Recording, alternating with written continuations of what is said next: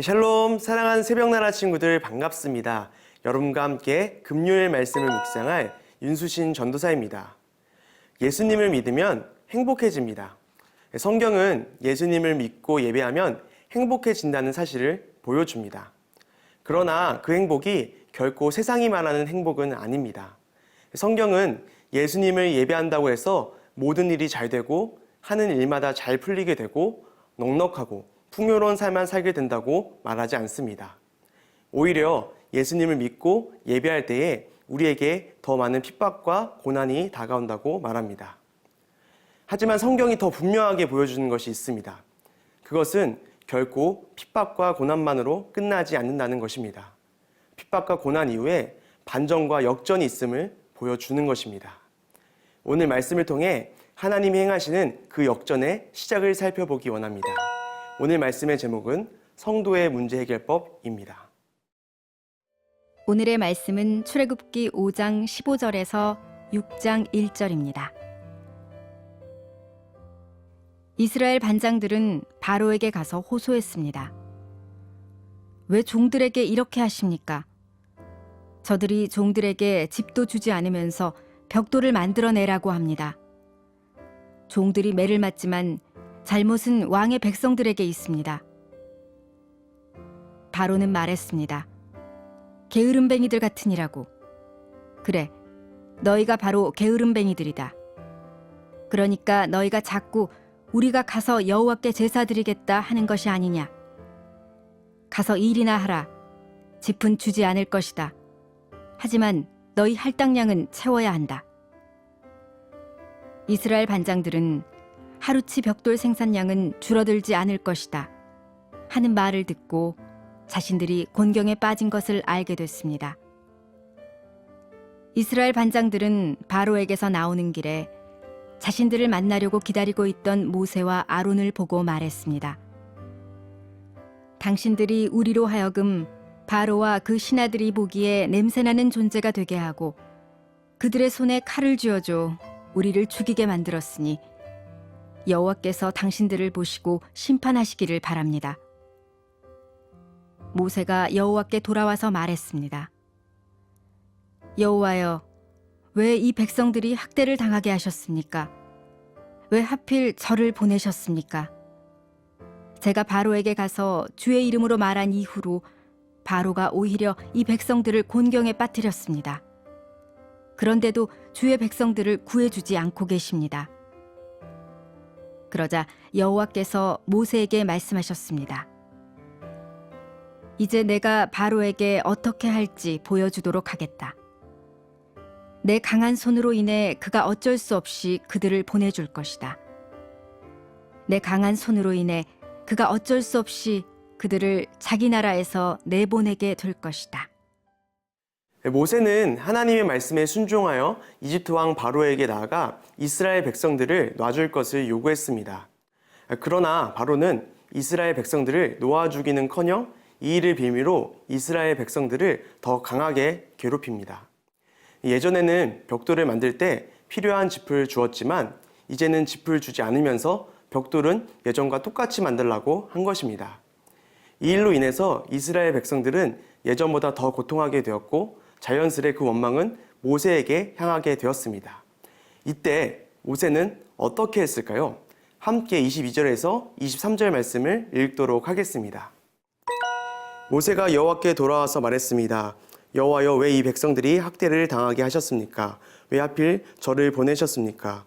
제가 바로에게 가서 주의 이름으로 말한 이후로 바로가 오히려 이 백성들을 곤경에 빠뜨렸습니다. 그런데도 주의 백성들을 구해주지 않고 계십니다. 세나 친구들, 이 말씀을 보고 어떻게 느끼셨습니까? 모세 역시 하나님을 원망하는구나. 모세 역시 불평불만이 가득하구나 라고 생각하셨습니까?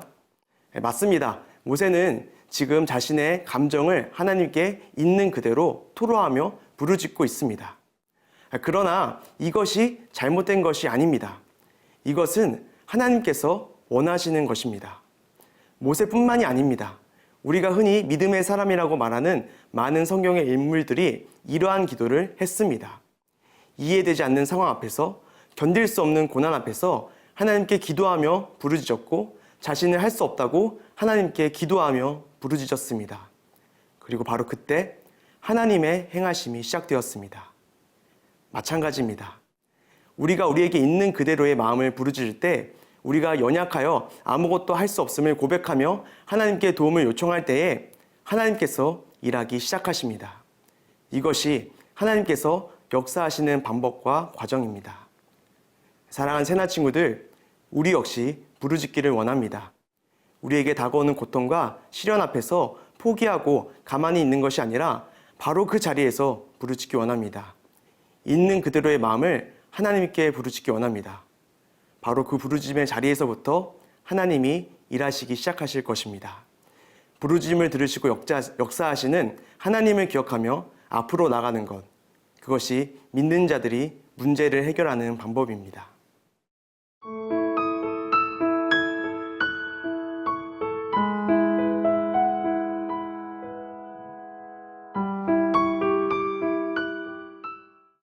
이집트 왕 바로가 어떻게 말하며 이스라엘 백성들을 괴롭혔는지 아시나요? 17절 말씀을 보면 바로는 이스라엘 백성들을 게으름뱅이라고 모욕합니다. 이스라엘을 게으름뱅이라고 모욕하는 이유 역시 바로가 이야기했습니다. 그 이유는 이스라엘 백성들이 여호와께 제사를 드리려 했기 때문입니다. 오늘날도 다르지 않습니다. 세상은 하나님을 예배하는 우리에게 게으르다고 말합니다. 세상은 우리에게 하나님을 예배하는 것은 필요 없는 일이라고 말합니다. 예배는 시간 낭비일 뿐이라고 이야기합니다. 차라리 그 시간에 공부를 더하고 할 일을 더하라고 말합니다. 하지만 이러한 세상을 향해 하나님께서 이렇게 선포하십니다. 함께 출이집트기 6장 1절 말씀을 읽도록 하겠습니다. 그러자 여호와께서 모세에게 말씀하셨습니다. 이제 내가 바로에게 어떻게 할지 보여주도록 하겠다. 내 강한 손으로 인해 그가 어쩔 수 없이 그들을 보내줄 것이다. 내 강한 손으로 인해 그가 어쩔 수 없이 그들을 자기 나라에서 내보내게 될 것이다. 아멘. 하나님께서는 제사를 드리는 것을 게으르다고 말하는 바로에게 강한 손으로 역사하신다고 선포하십니다. 하나님의 강한 손으로 고통받는 이스라엘을 지키시고 이 모습으로 바로와 이집트에게 하나님이 살아계심을 보여주실 것을 선포하는 것입니다. 사랑하는 새나 친구들, 마찬가지입니다. 우리가 하나님을 예배할 때에, 그래서 우리에게 핍박과 고난이 올 때에 우리가 하나님께 부르짖으면 하나님께서 강한 손으로 우리를 지키시고 보호하십니다. 그리고 하나님께서는 그 모습을 통하여 세상에 선포하십니다. 하나님을 예배하는 일을 결코 게으른 일이 아닌 것을, 불필요한 일이 아닌 것을 보여주십니다. 오히려 하나님을 예배하는 것이야말로 이 세상에서 가장 중요한 일이라는 것을 보여주십니다. 오늘 우리가 읽은 출이집트기 5장뿐만 아니라 출이집트기 전체가 바로 그것을 보여주는 책입니다. 그것을 선포하는 책입니다. 하나님을 예배함으로 하나님의 살아계심을 세상 가운데 선포하는 내 쓰임받는 모든 친구들 되기를 소원합니다. 이 시간 함께 기도하겠습니다. 하나님, 우리가 쓰임받기 원합니다. 하나님의 이름을 선포하는 데 쓰임받기 원합니다. 하나님의 살아계심을 선포하는 데 쓰임받기 원합니다. 우리를 사용하여 주시옵소서. 예수 그리스도의 이름으로 기도드렸습니다. 아멘.